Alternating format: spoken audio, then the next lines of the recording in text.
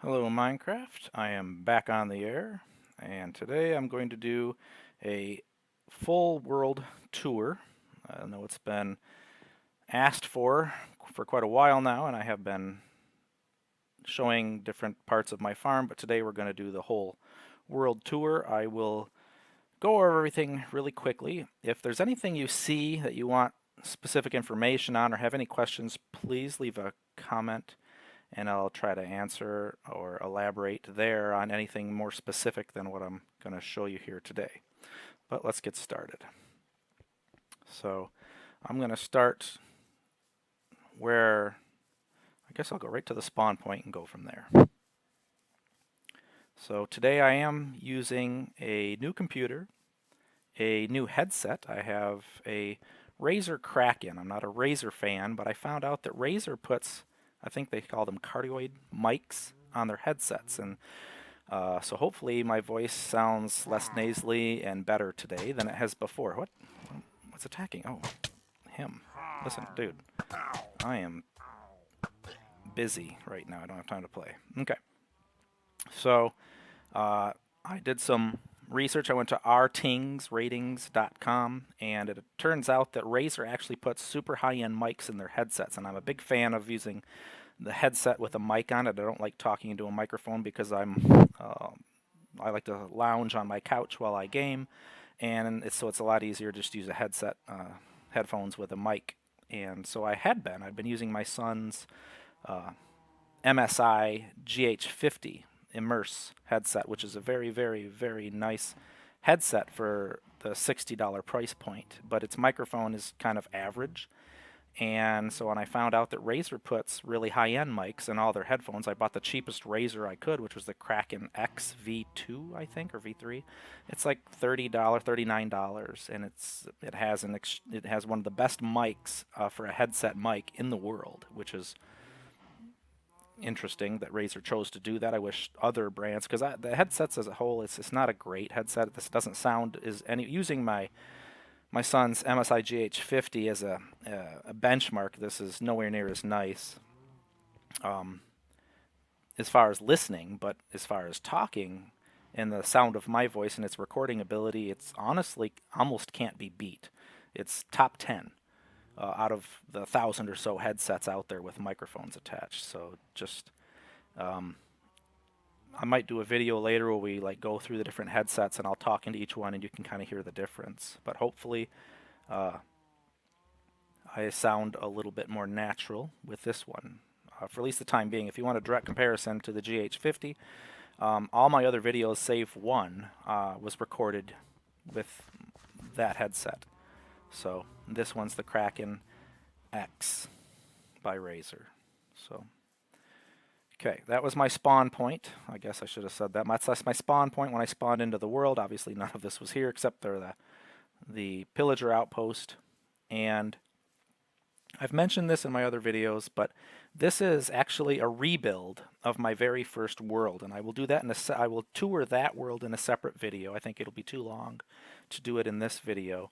But basically, when I spawned into that world is the very first time I had loaded Minecraft. It was version 1.4, and so Minecraft was relatively new. I jumped right on. I wish I had been YouTubing since then. I already had the Lambo, I guess, but I didn't. I don't know why. I guess I always wanted to, but for whatever reason, I never got around to it till the rest of my family kind of pushed me into, they said as much time as I spend on this computer playing this game, I might as well record myself and see if I don't ever make money. Which, to be fair, for those of you that don't know how YouTube monetization works, you have to have over 1,000 subscribers and 4,000 hours of watched video to qualify to monetize your channel. I am nowhere near that. I'm about maybe between a tenth and an eighth of the way there. So every subscriber desperately helps, and every video view desperately helps. And not that I expect to actually get any kind of money, because I'm not doing anything unique that's going to make me famous or make me a big YouTuber by any stretch. I'm just showing off. I'll play some other games. I'll get a capture card and do some Ghost of Tsushima and maybe some old school Super Nintendo games that I really like to play. And So I'll have some other things on this channel. I might even talk about. I have a sports car. I have a.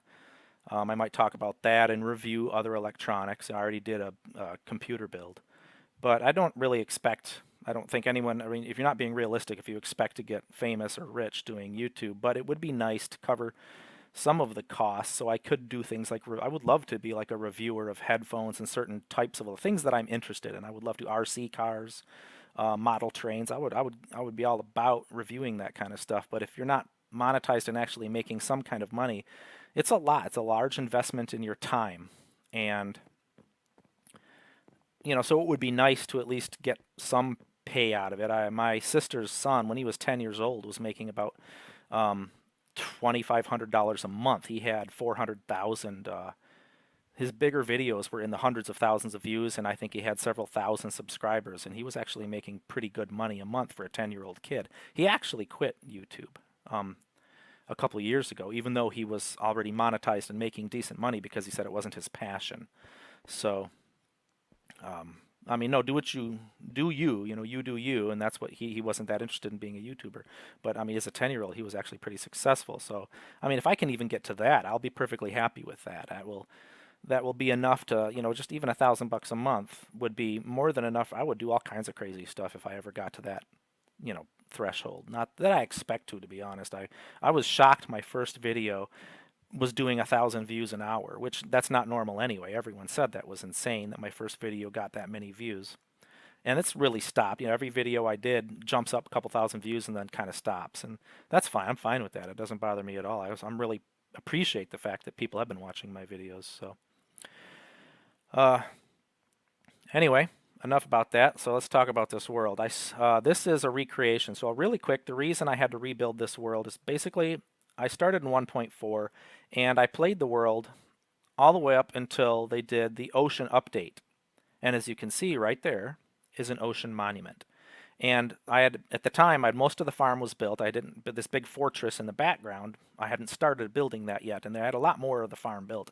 This whole peninsula was built up, and I had a huge villager city right here that had me getting on all the different villager, the trades and everything like that. I was really going at it. I loved it.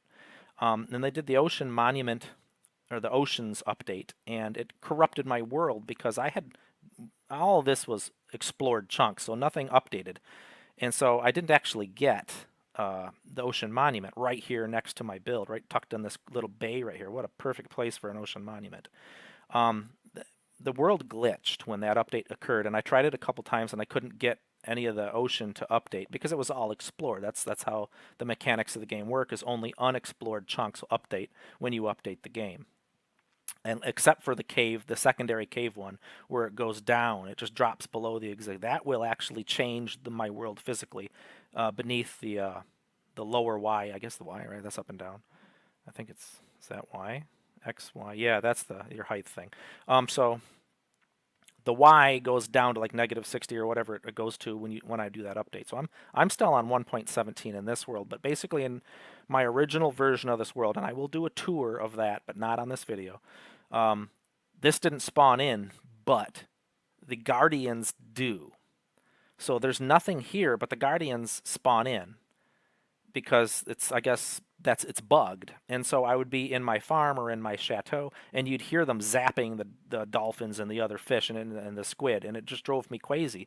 And I couldn't do anything about it because there was no way to stop them from spawning in since it was a bugged mechanic. Also, I would have had to have walked between 3,000 to 5,000 blocks in any direction. I think mostly that direction. Well, not even. Probably more of those directions, north, I guess, to even go anywhere near a chunk that hadn't already been explored. So all the new stuff was so far away. It's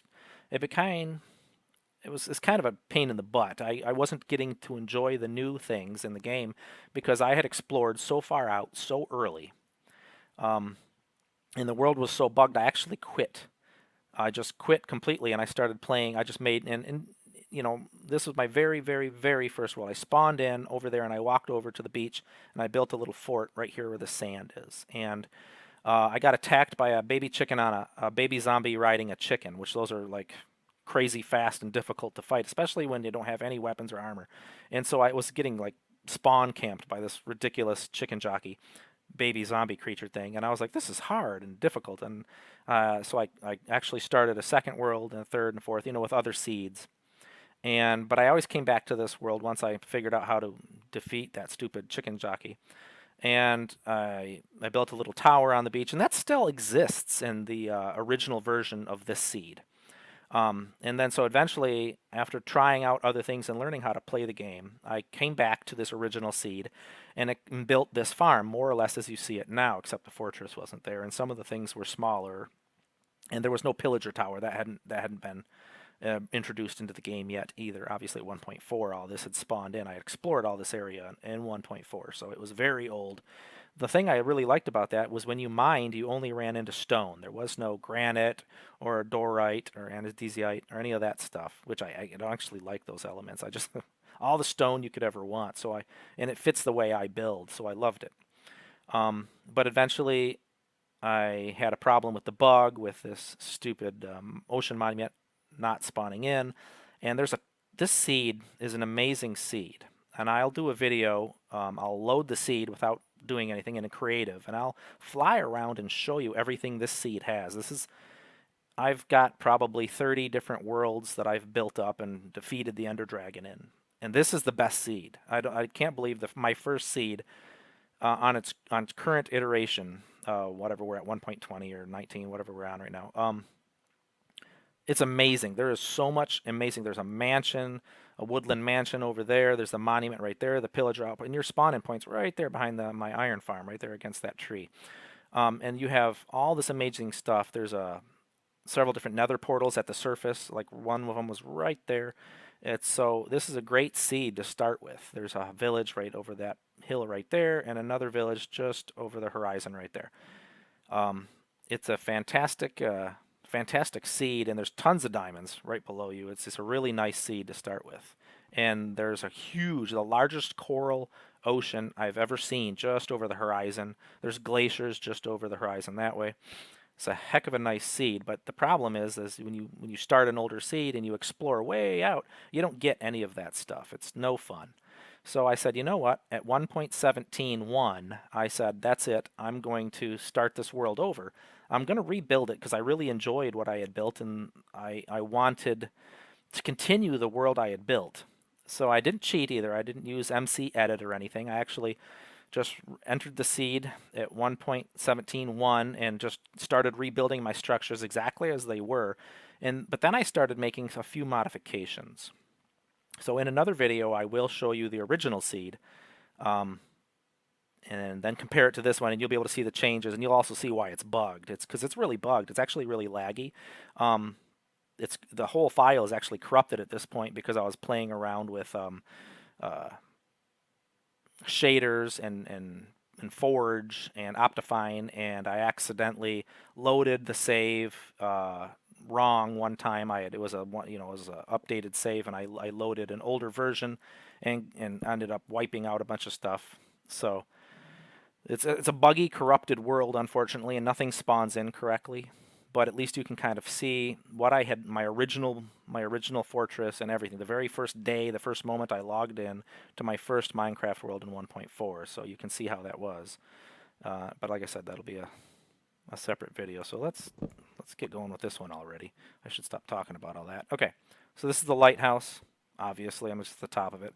I did this because when I go out onto the ocean to go to places, this thing, if you got your draw distance set really far, which let's make sure I am current in 26 chunks. Okay, yeah, that's fine. Probably, what do we got? It's 40 frames a second. This isn't the world's strongest computer to do this, and it's also running the recording software, so it's a little hard on it. But anyway, so if you get your draw distance set up, you can be pretty far away, and you'll actually see this. So it's a lighthouse. It works as it should. I can see it. I know where my, if I'm just zooming around on a boat, I can see, oh, there it is, and I can head back to my my build area. So this elevated walkway, I just thought was kind of cool. It looks nice. You got this huge natural harbor right here. You got this island. There was tons of clay. Most of this clay, as you can see, has been harvested. And you've got this deep water bay on this side, and then there's an ocean monument right there. I haven't done anything with it yet on this 1.17.1. I'm going to eventually turn that into a mob farm and harvest. I might not actually destroy the temple, though. I think I'm going to completely expose it and drain it, and then put a mob farm above it in the water just above it. So I got plans for that. And I'm going to build a big port, a shallow water port with docks and a marina on this side. I actually was working on that when I quit my other world because it was so buggy. And so you can see there's a wall that extends out from the chateau, and it comes off that side and then comes down this side. And the reason I had done that in my original build was to then light up this whole peninsula. And I was going to just keep this peninsula lit up and this island lit up, and that's where I was going to build everything. And I do. I have like a whole bunch of stuff in my original version of this world. I still have to build it in this world, so I'll make videos out of that as I continue to update and make this a copy of what I originally had. And then this was my original fortress, my original home. I topped off this mountain. It's not really a mountain, it's like a short hill right at the head, or the base, I guess, of the peninsula. Yeah, I guess the base of the peninsula. So I lobbed off the hill. I denuded it of trees and then put in a cobblestone foundation and built a stone block chateau, I call it. So I'll give you the full tour of that. Now let's head on in. And just for real quick, this is the walkway down to the beach, if you will. And then as you can see, I stylized the supports of the walkway. I used all the different types of woods. I think that's oak for the walkway, spruce for the support structure underneath, cobblestone with a pin kind of out of logs to act like a... I designed it in a creative world, and I messed around with it till I liked what it looked like, and then I did that all the way down. I think it looks good. It's just it's the extent of how creative I get. I know some of those people just blow me out of the water with how artistic their stuff is, but this is about the extent of how artistic I get. All right, so into the fortress from the main door, and you enter the main hall. There's some decorations. I use nether brick fence for my torch holders and my chandeliers. I just like the look of that. Carpet, and then stone floor and stone block for the structure itself, and half slabs to keep spawning so creatures don't spawn in here. And it's lit up. There's obviously under the carpet there's glowstone to keep the floor lit up better. And then you have your various suits of armor, just like a hall should. And then this is the throne room, the fireplace, and this is the back deck, and it overlooks the farms. And obviously my fortress is still under construction. It's comically big. It's too big. I don't know what I was thinking. I don't know what to do with all the interior space, and obviously I'll put a lot of windows and balconies in, but it's a very much in progress, so I'll make some videos as I work on that. So now that I've got my computer again and a new headset, I can start making videos again. So this door leads to, I don't know, a side room, and then this is the one of the barrier walls protecting the peninsula. I haven't lit this peninsula up, but that's probably something I should do next. That's probably going to be the next thing I do, and start knocking down and rebuilding my village here and get all my villagers up so I can start using them for trades. Right now I'm running all the way to the actual village, which is just over that ridge. So I'll have to put in a railway and bring them over by minecart and move the village into this island, and then start building up this peninsula to recreate that. Come on. So this walkway will be the barrier between what was the wilds. I'm going to extend it around the farm eventually too. But it just runs along until it hits the water a little ways, and then that just keeps the peninsula separated from the rest of the world. And then I can light up the peninsula. So there's not much to it. It's like, again, this is about the extent of my decorative design.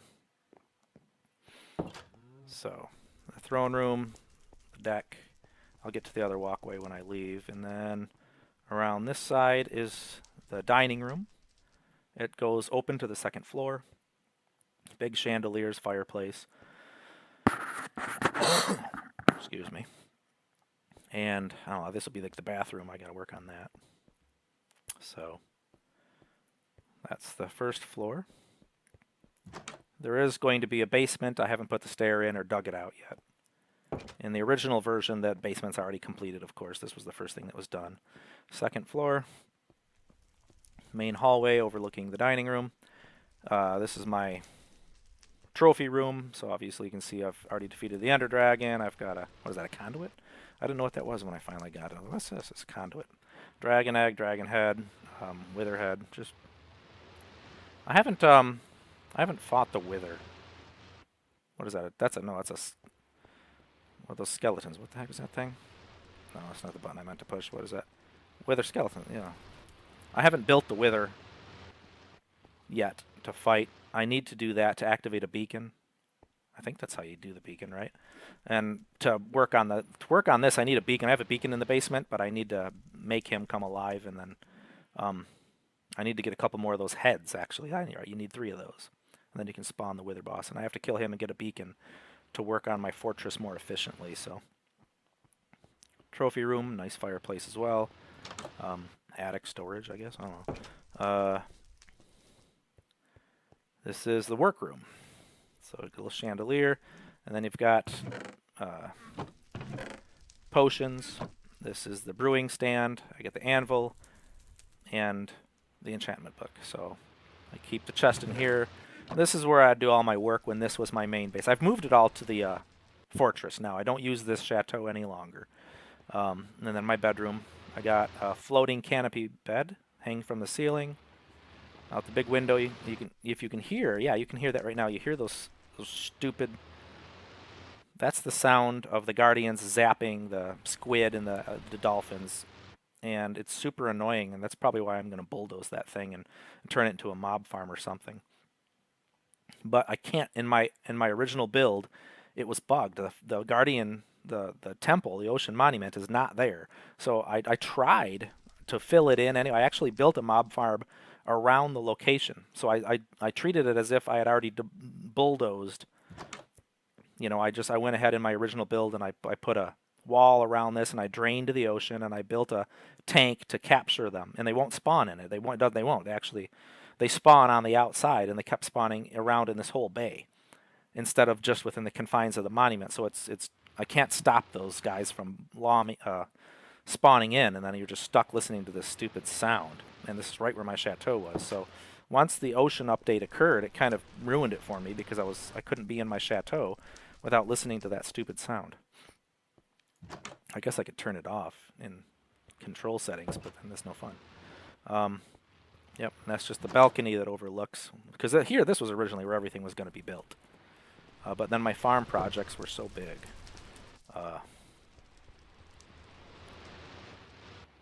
So I needed more space than that. Coming up into the tower, go into the attic. I have it lit up just so stuff doesn't. So another Enderman. Oh, I hate them. They're always leaving their crap everywhere. You light it up and everything, and they just make a mess.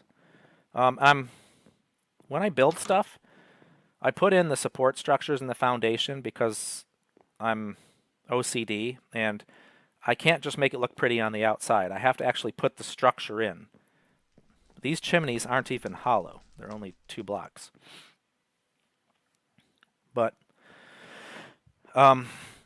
since I do construction in real life, I am compelled to build things as if they were real. Even though stuff floats in air in Minecraft, I still build things structurally. So I guess these are going to be guest bedrooms up on the tower. Excuse my coughing. My voice is a little dry today. Or the air. The air's a little dry. It's making my voice scratchy. I had a drink. I went somewhere.